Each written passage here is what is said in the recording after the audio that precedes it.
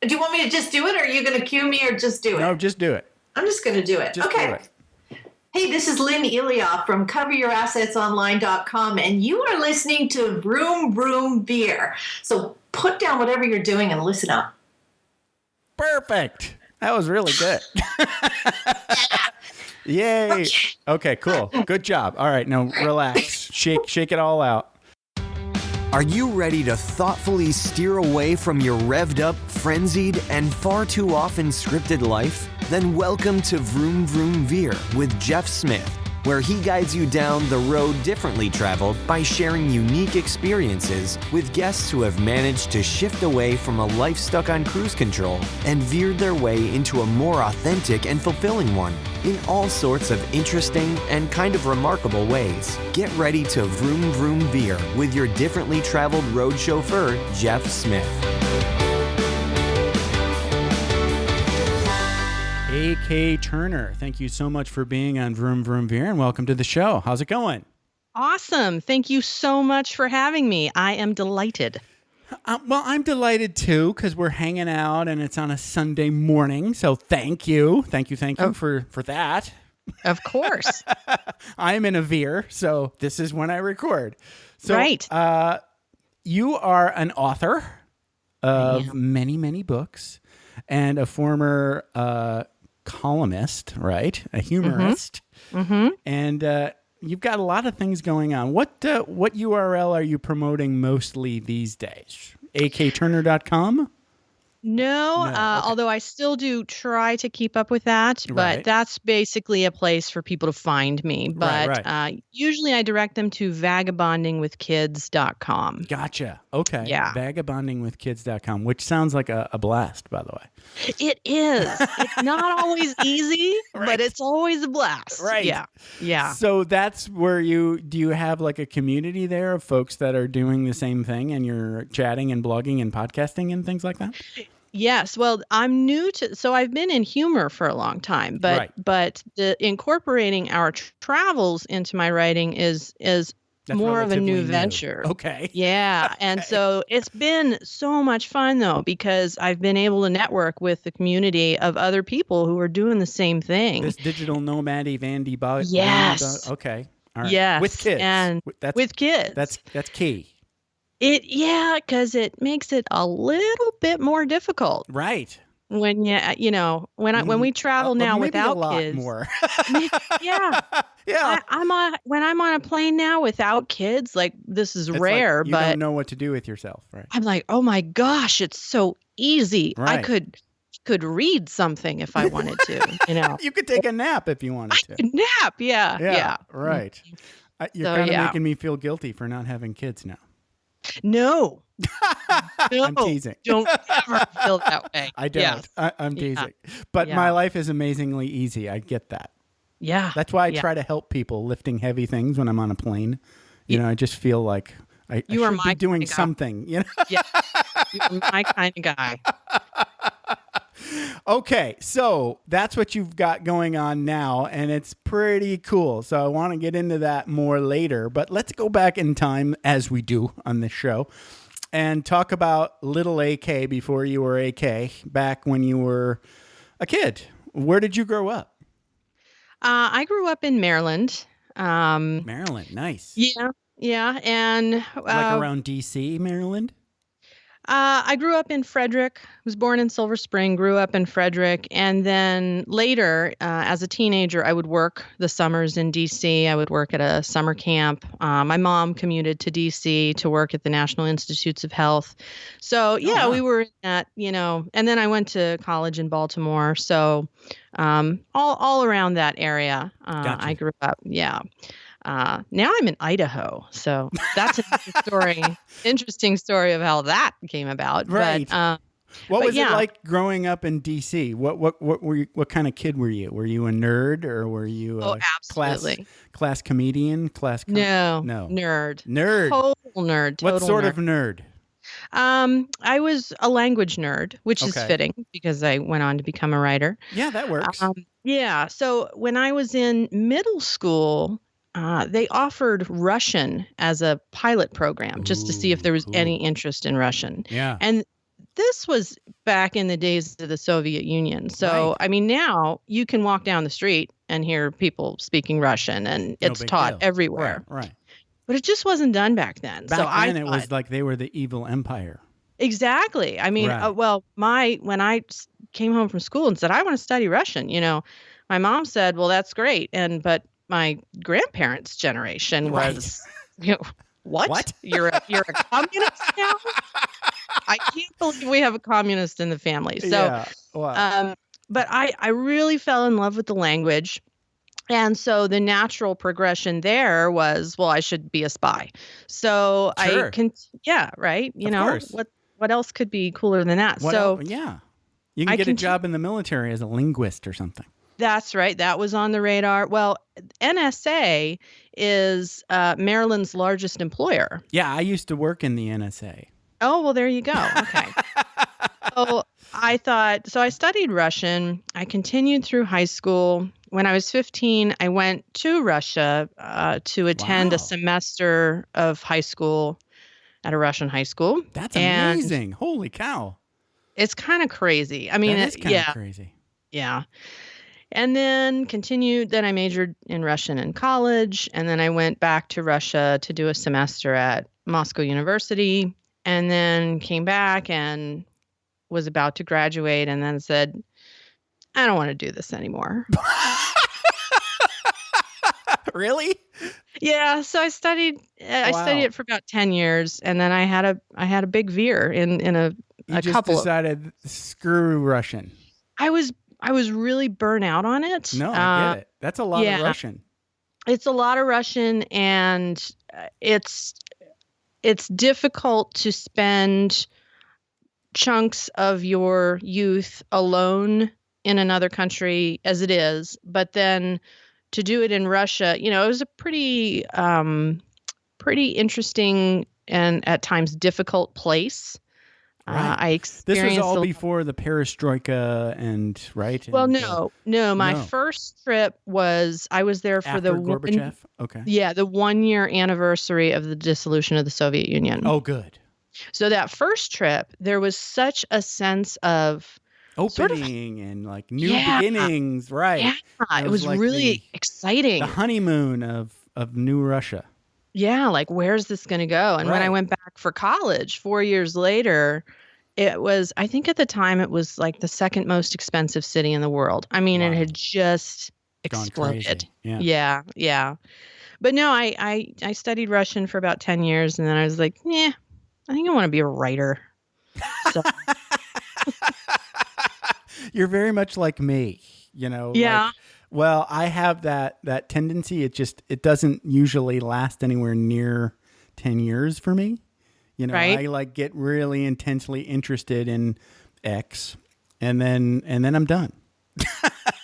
you're like, And then cool. I'm like, meh, I'm done with that.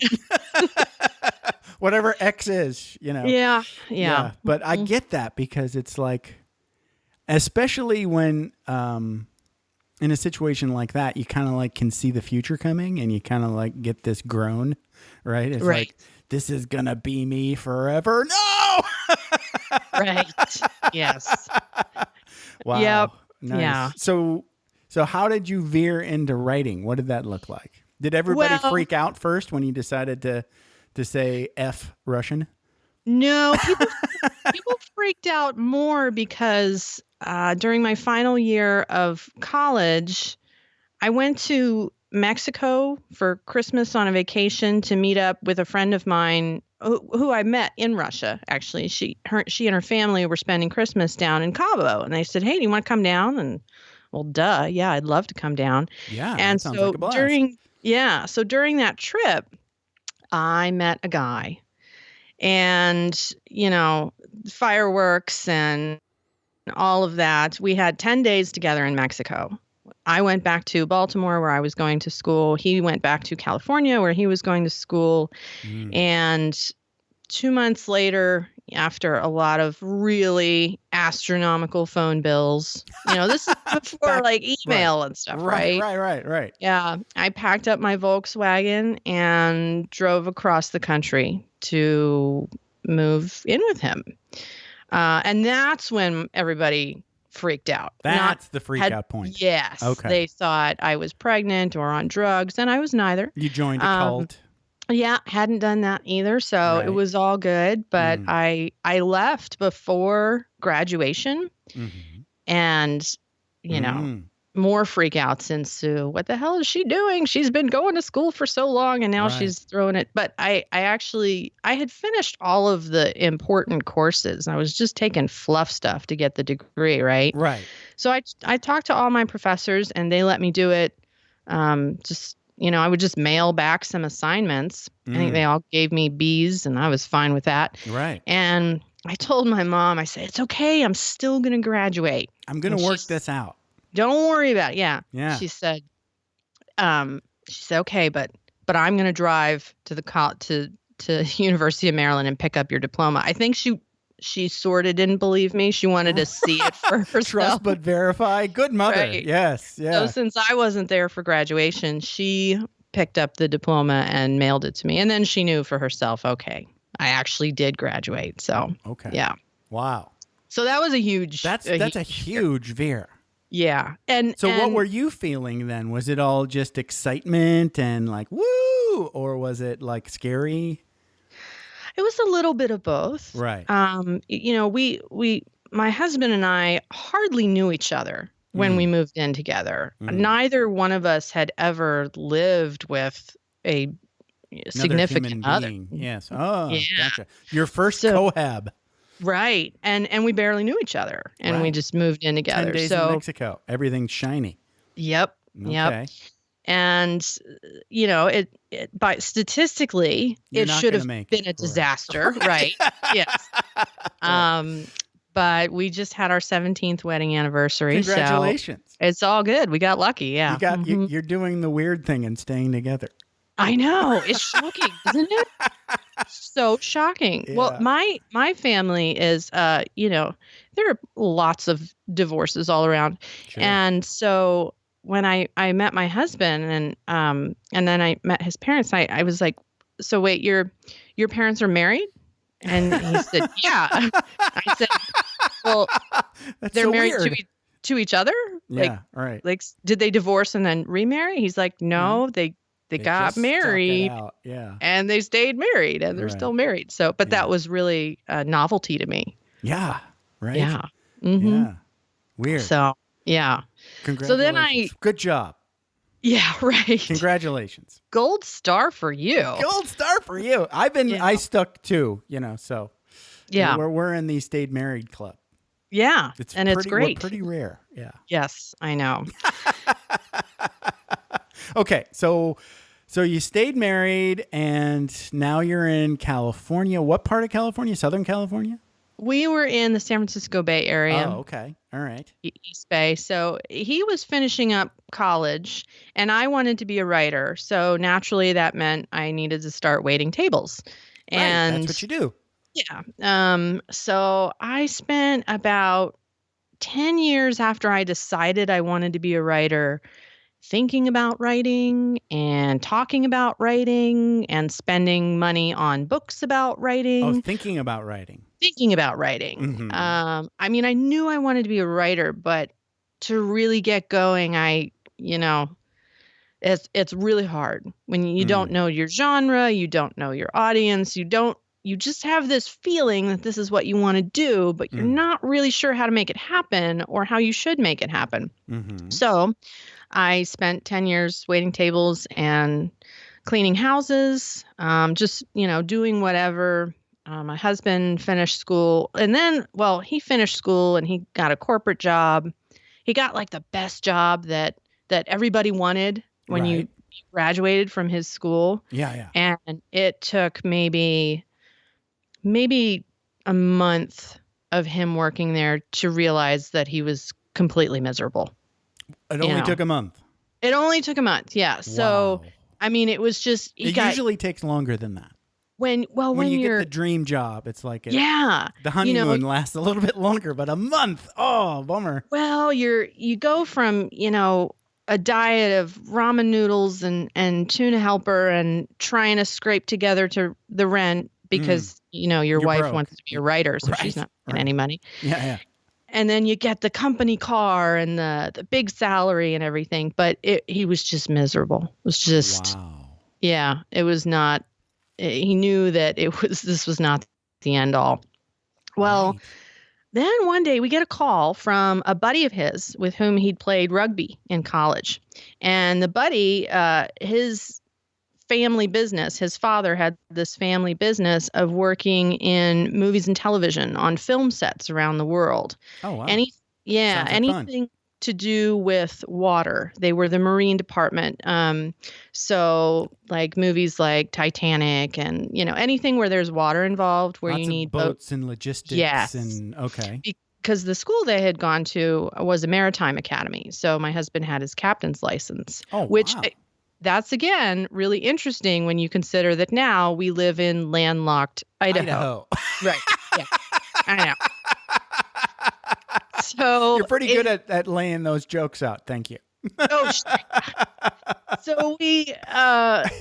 so we got into this business of movies and television, and we would live in film sites around. I mean, we lived in Lots of travel London, opportunities. Oh, London's great. Morocco, Spain, Wow. the South Pacific, Micronesia, and then we got to do side trips to And you already Greece, kind of had the France. travel bug.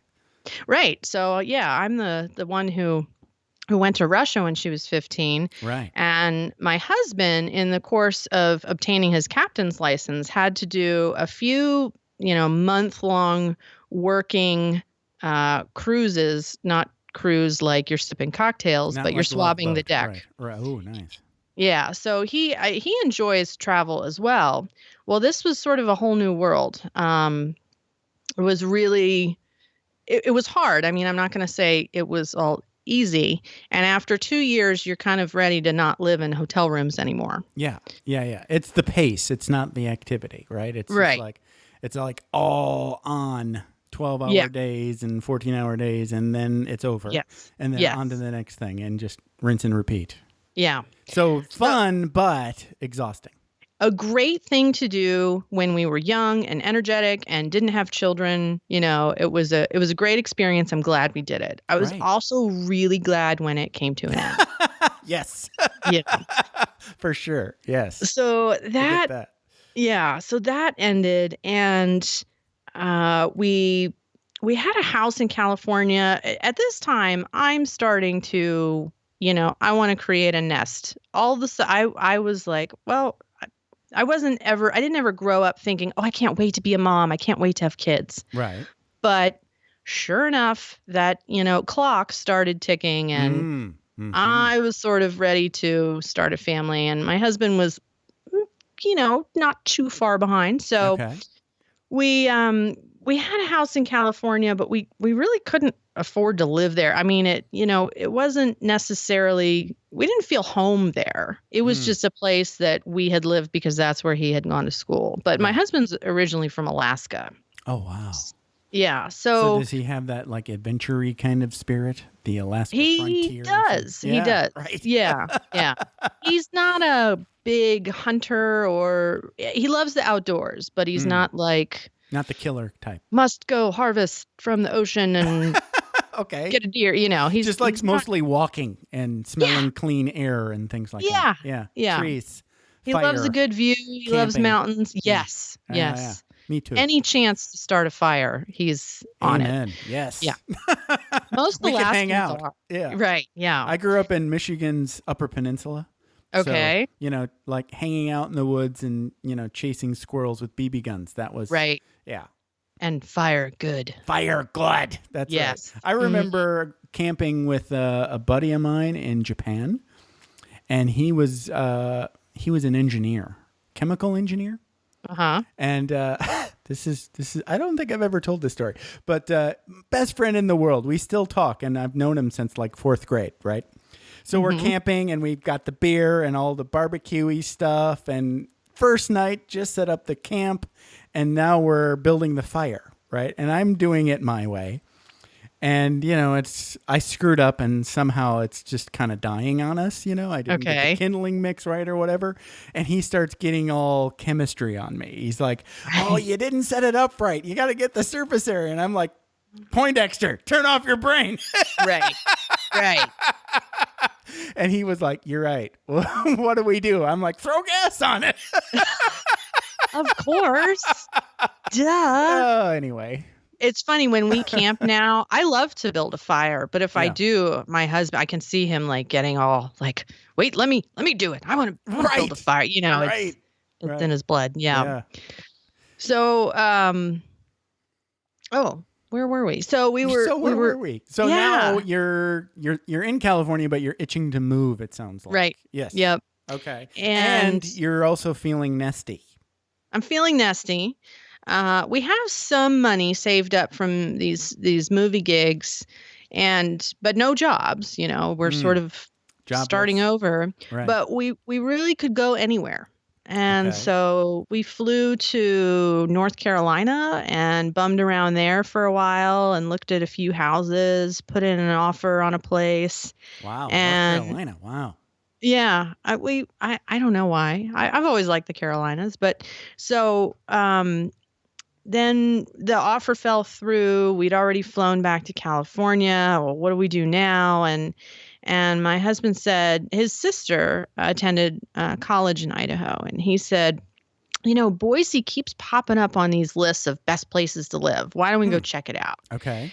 And so we just took a road trip to Boise. We knew one couple who lived here, who we'd only met once before on a trip, but we knew one couple, and we put 2 offers in on houses. One was sort of decent, and the other should never have been inhabited by humans. It was just the worst possible living There's a space. fixer-upper.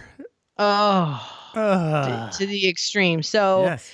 both offers got accepted. So we bought both places so that we would Wow. rent out the decent place and, of course, live ourselves in the uninhabitable place. Yes, you got it, man.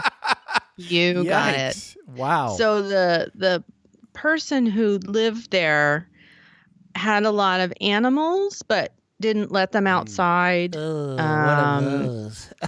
was, there was some Yikes. hoarder tendencies going on. Wow.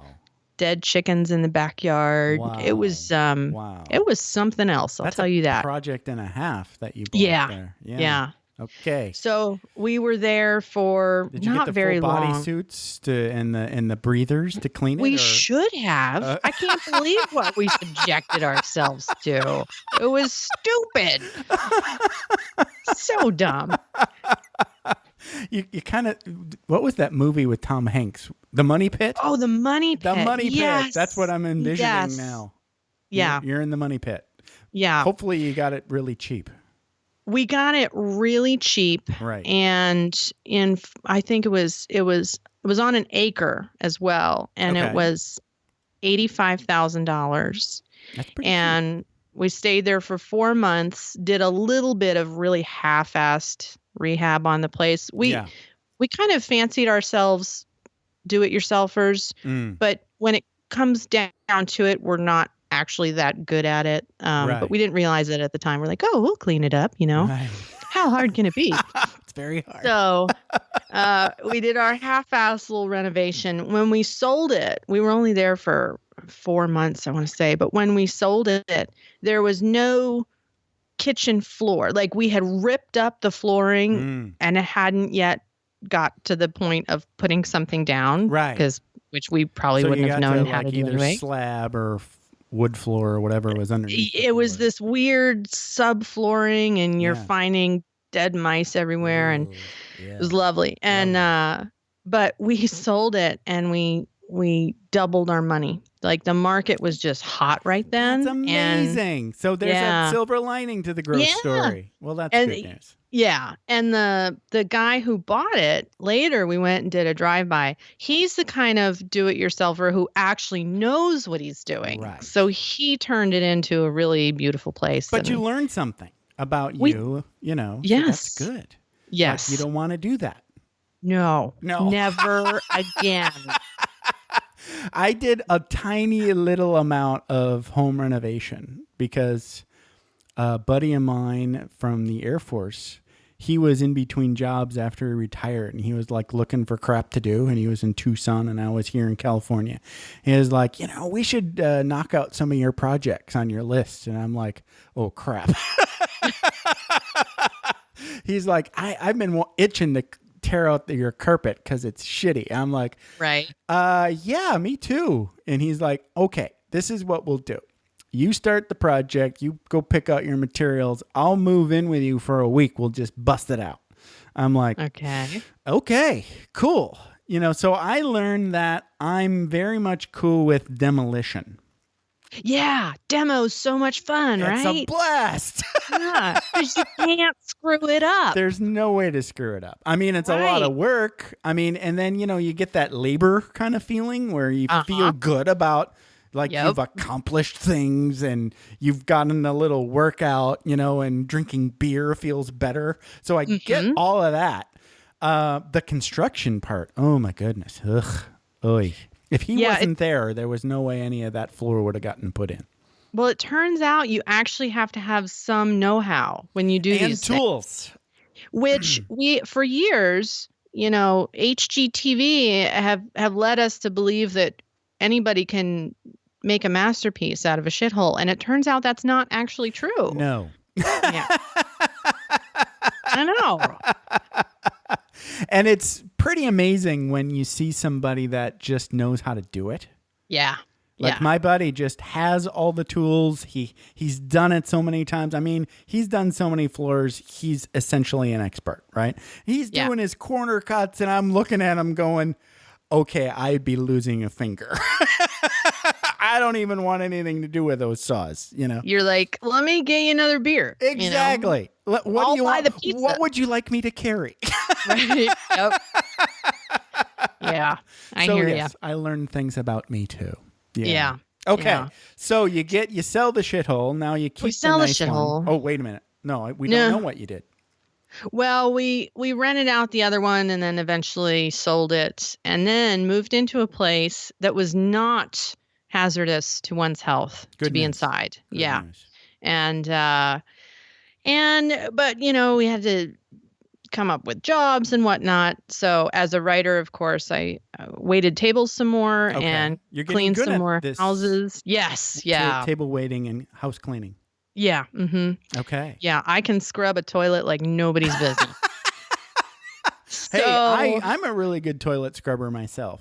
Yeah. Good. See? Well, 20 years in the Air Force, you pretty much have all humility. That's all. Right. It's all humility. Yeah. And even when I'm right, I'm humble. Right. That's it. That's a good way to be. I appreciate that. Yeah. Right. So my husband, he got into real estate and started his own brokerage. And And this is all pre-bust. Before 2008. Yes. Right. Okay. Yes. We survived that time. Right. And but then I was writing more. I was starting to get little things published here and there, little articles. Okay. And that's good. Yeah. And I about that time, well, then we had kids. We started a family. And I had a lot of anxiety over, people would say, once you have kids, forget it. Then you're never Your dreams are over. Exactly. No more travel. People would say that, or you're never going to make it as a writer now. Now that you're a mom, now you have to buckle down and get serious. Yeah. Yes. And that fear really lit a fire under me, and that propelled me to really get things going. So I put together a collection of essays, and some of them were funny, some of them were serious, some of them were dark, and I called it American Ego. And I took this manuscript to, I still want to use that for something someday, or you use it for something. So I took that manuscript to a writers' conference in San Diego. And you can pay for an evaluation with an editor, where an editor will read ahead of time a chapter, and then you have a little meeting and they give you feedback. Okay. So I met with this editor from Penguin, and I had submitted one of my funny chapters to her. Okay. And so we met, and she said, "Oh my gosh, I love it. I want to read the whole thing. Send it to me. Really? And so I'm on cloud nine, right? Oh, yeah. Wow. Good for you. Somebody from Penguin. I'm like, Yeah. yes. So well, it's just good validation. It's like confidence building. It's like, I'm not just an idiot. Exactly. Yeah. That's exactly what I said to myself. Really? No, not exactly, but close. Close. So okay. I sent her the manuscript and she wrote me back and she said, okay, first of all, don't you know that you're a humor writer? Cut out all of this serious stuff and the dark stuff. Funny is your strong suit. And I was like, okay. Oh, really? I didn't know. No, I didn't know if I should be trying to write thrillers or serious literary, I didn't know. And she's like, no, you are a humor writer. So make the whole thing funny and give me a funnier title. So she and I went back and forth, bouncing this manuscript back and forth for about 2 years. And that whole time I'm really excited because I'm like, I'm going to have a book deal with Penguin. This rocks, Well, and this is humor nonfiction now, right? Yes. Okay. So, but after 2 years, it was clear that she was not going to offer me a deal. And I was devastated. I grown. Yeah. And later she's not even with Penguin anymore. I mean, editors move around a lot. So that's the other danger of that business is you get tight with someone and feel like you have a relationship, but they may not be there next week. So, so I didn't get the deal. I was crushed. And then I thought, well, all right, I have to move forward in some regard. And when I look back now, I can see that 2 years with her, it made the book a better book. I mean, there is value in that time. Of course. Even though it didn't have the end result that I had hoped for. Right. Well, the new title that I had changed it to when she said make it funny was This Little Piggy Went to the Liquor Store. Which I love. That's ended up, I self-published it and had no idea how it would be received. And then eventually it went on to make the New York Times bestseller list. So wow. I didn't. As a self-published work. As a self-published work. I had 2 self-published works hit the New York Times. But holy cow. That's a pretty good book. This, you think of how devastated you are when you're not getting this deal. But now in hindsight, I look back and I'm like, okay, that was okay. Got a better deal. Yeah. Yeah. Right. Yeah. Because you got to own all of that. Right. Exactly. Yep. That you would have just gotten some sort of advanced deal and a lot of notoriety and, all that stuff that goes with being published. But you got more money being self-published, I would imagine. Yeah. Yeah, right. Yep. That's cool. Yeah. And all that confidence building.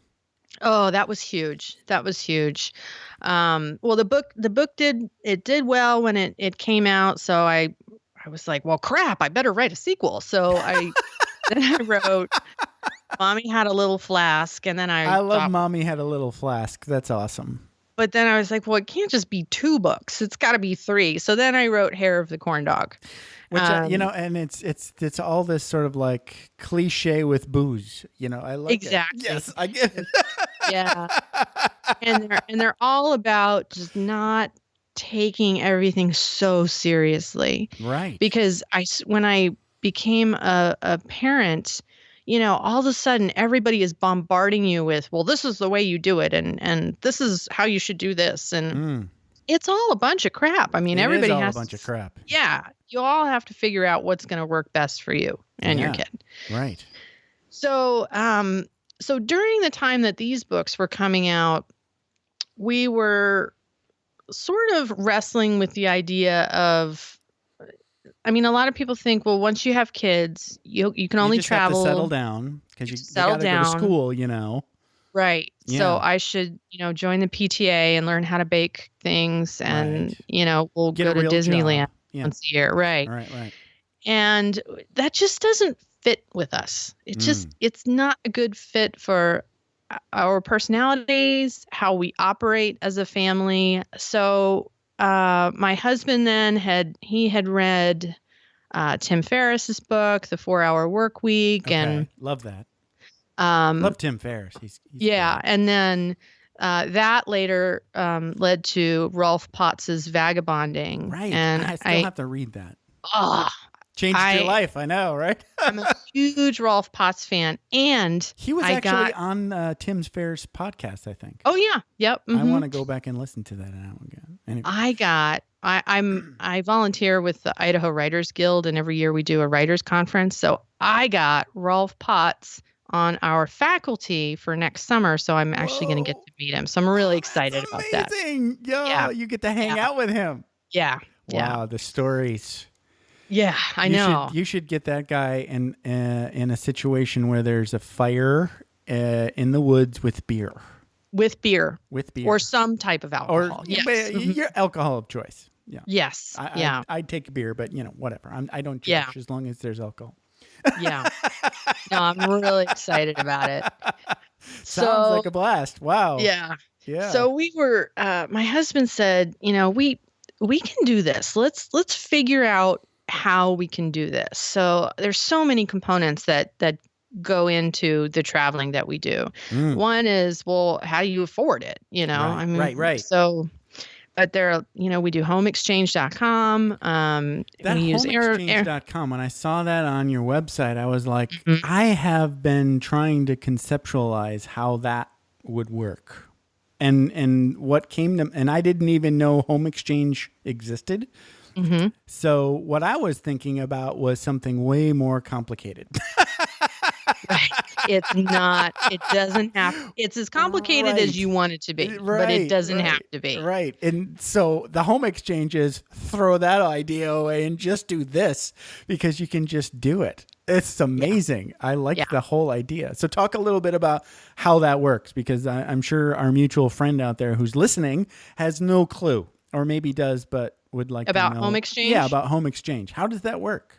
Okay, so there's a website. It's called Home Exchange, right? Homeexchange.com, yeah. And you pay a fee and you sign up. I think it's $150 a year or something like that. Pretty cheap.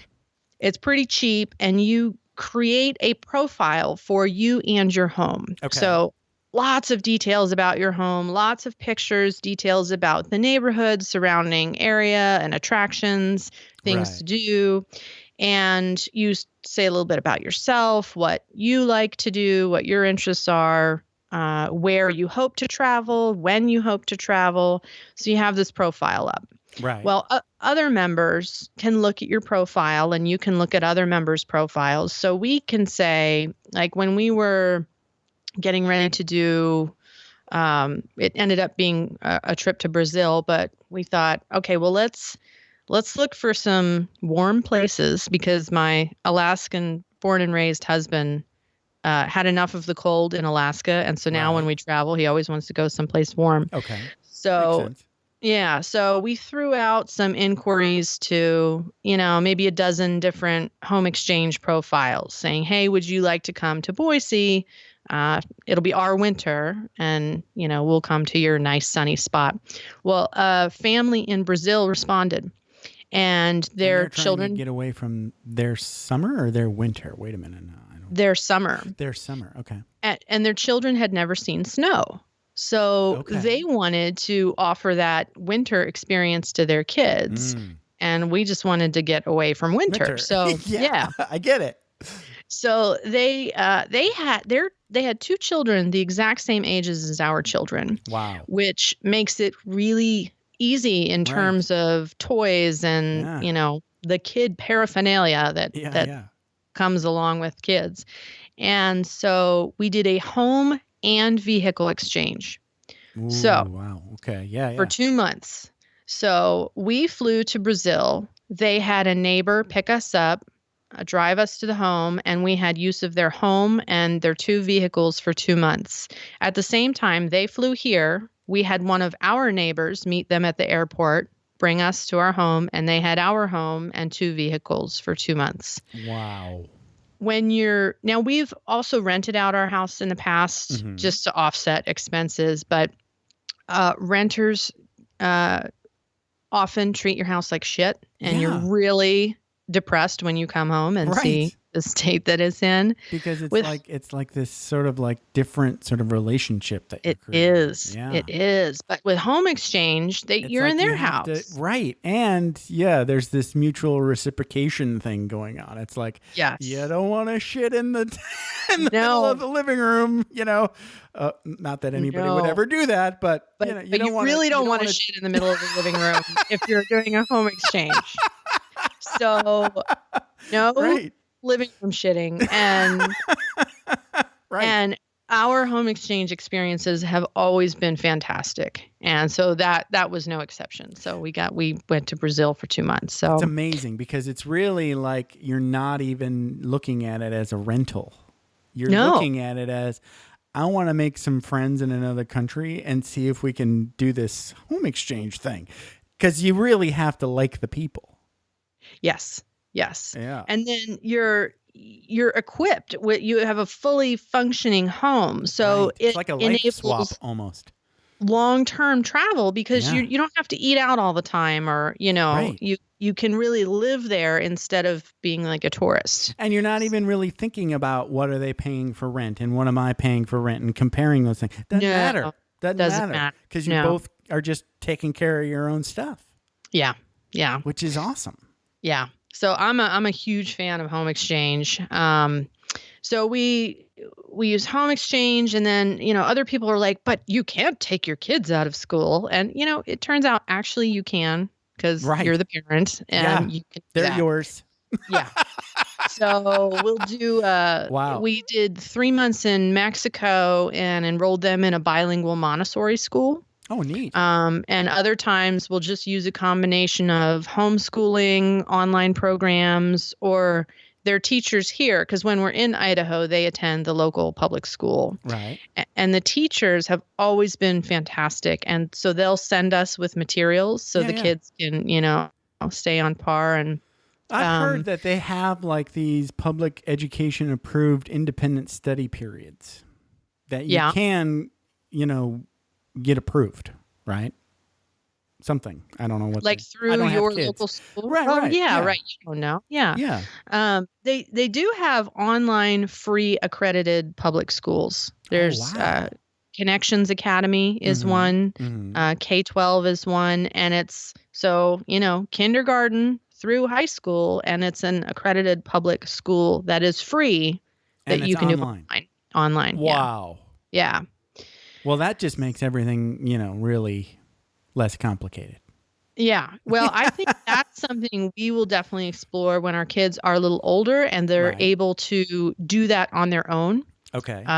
Right now, anything like that really requires an adult to kind of facilitate a little bit. Yeah, that makes sense. Yeah. Yeah. So we've just figured out, okay, how can we afford it? Let's tackle the kids' schooling. How do we keep, how does my husband keep his business going? And then in the meantime, I'm always writing about our travels, right? So I really had a hankering to publish a book that did not have alcohol on the cover, just because I thought that'll be a whole new world, right? What a novelty. It's scary what happens when you get a niche, right? I know. Right? I know. Yeah. It just becomes a thing, and then you have to service that thing. Ew. Right. And even after it starts, making you say ooh. Yes. Ew. Yes. I interviewed the red sweater lady. And she hates the moniker, but that's who she is on YouTube. The red sweater lady, right? Well, now she's got to be, right? It's sad, but what are you going to do? Yeah. Some brands you design and some you step in. That's right. And you can't wipe them off your shoe. And you can't get it off. Yeah. But I thought those 3 books, Piggy, Flask, and Corn Dog, I thought they can stand alone as a series, and I wanted to start a new series. And we, by that point, had committed to traveling about 4 months of every year. Okay. And so that became Vagabonding with Kids. So Vagabonding with Kids came out in August. Vagabonding with Kids Australia comes out in December. Vagabonding with Kids Brazil next year, and so on and so forth. So it's sort of Yeah. So that's kind of where we are right now. So, is there a blog too? Are you? Yes. Oh, okay. That's Yes. amazing. So So you- vagabondingwithkids.com, I write about home exchange. I write about homeschooling overseas. I write about sometimes location specific, like the places where we are. Right. The pros and cons of taking your kids to Carnival in Brazil, and which we did, and they were Why fantastic. not? Yeah. No, right? why not? Yeah. But it uh, just sounds so funny, where we live now. Yeah, Especially now, it's like grown. Anyway, yeah. We took them to Copacabana Beach in Rio all night for New Year's. We took them to the Amazon. You're showing them like all of humanity. Yep, it's awesome. That's great. Yeah, yeah. So no, it was great. And we did 2 months in Australia. We just got back from a month in Alaska. We drove up through Canada and then took the ferry to where my husband's from. So Alaska. Yeah, nice. Yeah. What part of Alaska is he from? Like really Sitka. wildernessy? Oh. No, Sitka. So it's southeast Alaska. It's actually a very moderate climate. It rains a lot, but it's not, you're not like shoveling wintry. snow. Okay. Yeah. Yeah. Gotcha. It's really beautiful when the weather's nice. Mm-hmm. And the weather is sometimes nice. Right. But, very it's just rainy, kind of like Pacific Northwesty. Yes. Well, that's Pacific Northwest. But on steroids, like more than so the much. real Pacific Northwest. I see. Yes. Yeah. And so when we were up there, we rented a house on an island off of Sitka. So like we arrived on the ferry, the Matanuska, which is part of the Alaska Marine Highway. So we had driven our truck onto this ferry. So we drive our truck off the ferry, drive through town, park at the marina, get on a little boat, teeny little boat that came with the rental house, take the boat out to this island, dock, and then you have to cross the island.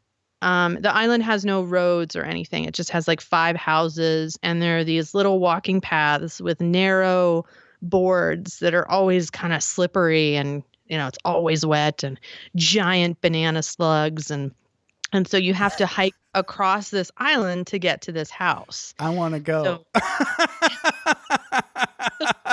So anytime you're go, it's an ordeal to go to town and like grocery shopping. You start to think about every little purchase because you got to haul everything onto a boat and then across an island. So it's not like they make a TARDIS that'll take you there in an instant. No, there's a lot of work involved. It was really interesting. It was a great thing for us to do. Some people live out that's their existence. That's how they do it year round, which would be that would be a bit much. Yeah. Hats off to them. Yeah. Yeah. So yeah, I like to visit those places. Yeah. Right. But I'm that way with cities too. I mean, I'm kind of over Los Angeles. We're looking for escape routes. I never really considered Idaho, though, as a potential. I was a little intimidated. I thought Idaho. I don't know. I just thought really that's what we're thinking about. I don't. Oh yeah. Yeah. Well, Idaho is it's so much more awesome than I ever could have imagined. I know the mountains are beautiful, right? The mountains are beautiful, but Boise is such a cool city. It's big enough to have everything that you need, but not so big that you feel like you're in a big city. Exactly. Wow. I really like it here a lot. So you don't get that, like, what do they call that? Like population density, sort of like annoying feeling? No. Not at all. I think Boise is it's a fantastic place to live. There's so much. I mean, I was sort of afraid, like Idaho, it's going to be all good old boys and everybody's going to have a gun rack in their truck. But And Okay. certainly there is that, you Right. know, There's a but big hunting community, right? sure, Yeah, yeah. but Boise itself is very diverse and very cultural. You know, we have a philharmonic and Wow. a ballet, and you know, we have all of those All the city arts stuff programs. that you'd want. Yeah. Yeah, it's pretty cool. Yeah. I'm mostly just thinking about like cheap tax state. That's like number one Right. rule. Right. Okay, yeah. Because California ain't that. Yeah. No, like I said, we couldn't afford to live in. We were like, let's move somewhere else. Yeah. So, well, yeah, even if you can afford to live in California, I'm just over it. you know? that's how we felt. Yes. I'm just over Yeah. it. Yeah. I've had a little too much California. Well, come check out Boise before you go to Vegas. I might. What It's- now? What's the state tax situation like in? I don't know. I'm a writer. Idaho? Oh, I'm a writer. good answer. I don't know. I just love it. It's cheap. It's cheap. Okay. Six something. Yeah. There is state tax though. Income Yes. tax. Okay, but Yes. it's relatively cheap. It's not like California. No. Come to No. Idaho. Come Yeah. to Idaho. Yep. Maybe. I don't know. There's winter there though. Well, that's why you leave, like we do. My wife would never buy it. No. Yeah. She's anti-winter. But Yeah, you know, we are if I could sell the idea that it makes for a cheap summer place, you know, Yes. summer, Mhm. spring, and fall, not so bad. We're gonna travel for winter, honey. You know, Right. maybe. That's what we do because we really love it, except for winter. We don't. Right. I think if you ski or snowboard or you're into that, Yeah. then you love it here. Yeah. But we're just like, oh, it's cold. Yeah. No. My We'll wife. find sunshine. My wife and I did that in northern Japan, and she's had enough. I mean, she's even said like, well, if you have to go back to northern Japan, I'll go with you. I'd rather not. So she's And really excited about it. She's Japanese. You know, that's home for Oh, her, right? Wow. Right. So she's like, Oh. I mean, that against the cold because she's Right. already done it. And she Yep. was like, boo, no. I mean, just, you know why you don't want to live in a snowy place. It sucks. Anyway. Yeah. Yeah. So this has been a blast. So thank you. Thank you. You are AK Turner, and you are at vagabondingwithkids.com. Did I get that right? Correct. Correctamundo. And this has Yep. been a blast. We've had a good time talking about your vrooming and veering. So thanks for sharing, and you have a good Sunday. All right. Thank you, Jeff. I really appreciate it. All right. Thanks. Thanks for taking the time to ride along with us on another episode of Vroom Vroom Veer. For podcast info and show notes, be sure to head over to vvveer.com. That's VVER.com. Man, that's fun to say. And we'll catch up with you next time here on Vroom Vroom Veer.